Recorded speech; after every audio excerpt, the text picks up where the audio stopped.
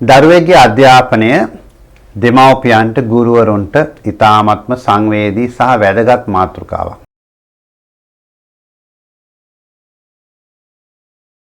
දරුවෙක්ගේ අධ්‍යාපනය දෙමව්පියන්ට ගුරුවරුන්ට ඉතාමත්ම සංවේදී සහ වැදගත් මාතෘකාවක්.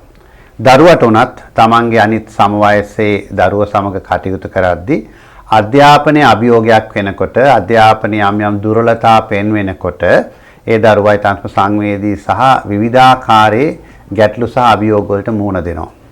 මෙන්න මේ අධ්‍යාපනයේට ස්නායු විශේෂයෙන් මොළයේ කොටස් sannivedana කොටස් ඒ සම්බන්ධීකරණ අන් අය සමග තියෙන සබඳතා කොයි ආකාරයෙන් බලවහනවද කියන එක ඊටාත්ම වැදගත් මාතෘකාවක්.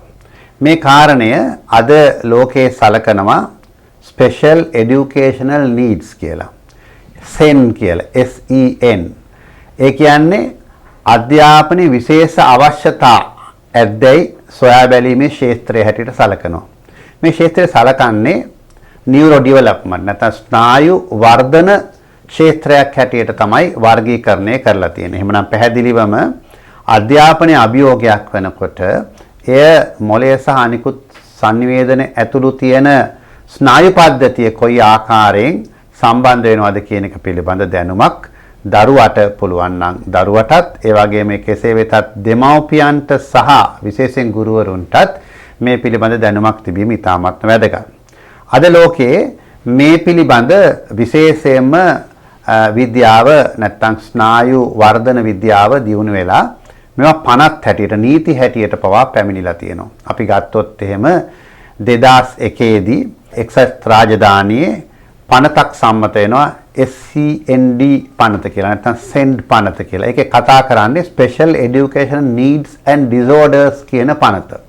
මේ පනතෙන් මෙවැනි දරුවන්ගේ ක්‍රියාකාරත්වය ආවරණය කිරීම සඳහා කෙසේ කටයුතු කළ යුතුද කියන එක පිළිබඳ නීති රාමුවකට ගොනු කරලා ඒ නීති රාමුව අධ්‍යාපනයට සෞඛ්‍යයට දෙකටම සම්බන්ධ කරලා තියෙනවා. ඒක නිසා දරුවෙක් අධ්‍යාපනයේ අභියෝගයට ලක් වෙන විට ඒ ඊතාවත්ම වැදගත් විදියට වෛද්‍යවරුන්ටත් ඒ පිළිබඳ කටයුතු කිරීම පිළිබඳ මූලික හරයක් අධ්‍යාපන ක්ෂේත්‍රයේ සමග කටයුතු කරන්නේ කෙසේද කියන එක ඒ සම්බන්ධීකරණය කරන්නේ කොහොමද මව්පිය ගුරුවරු එකට එකතු කරලා දරුවා වෙනුවෙන් ඊ타ත්ම පුද්ගලානුරූපීව කියන වචනේ පාවිච්චි කරනවා නැත්නම් personalized education care එකක් මේක ඇමරිකාවේ කියන individual education plan කියලා මෙන්න මේ ආකාරයකට ඒ දරුවට පුද්ගල අනුබද්ධ අධ්‍යාපනය ලබා දීම කියන ක්ෂේත්‍රය දක්වා මෙය නීතිය මගෙන් කටයුතු කළ යුතු දක්වාම මේ වර්ධනය වෙලා තියෙනවා. ඒක නිසා